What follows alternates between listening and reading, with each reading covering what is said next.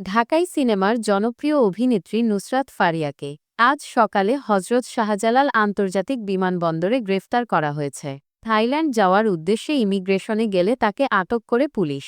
প্রাথমিক জিজ্ঞাসাবাদ শেষে তাকে ভাটারা থানায় হস্তান্তর করা হয়। ভাটারা থানার পরিদর্শক সুজন হক এ তথ্য নিশ্চিত করেছেন। পুলিশ সূত্রে জানা গেছে, নুসরাত ফারিয়ার বিরুদ্ধে ২০২৪ সালের বৈষম্য বিরোধী আন্দোলন চলাকালীন রাজধানীর ভাটারা থানায় একটি হত্যাচেষ্টার মামলা দায়ের করা হয়েছিল। মামলাটিতে তার বিরুদ্ধে গ্রেফতারি পরোয়ানা জারি ছিল। সেই পরোয়ানার ভিত্তিতে বিমানবন্দর থেকে তাকে আটক দেখিয়ে ভাটারা থানায় হস্তান্তর করা হয়।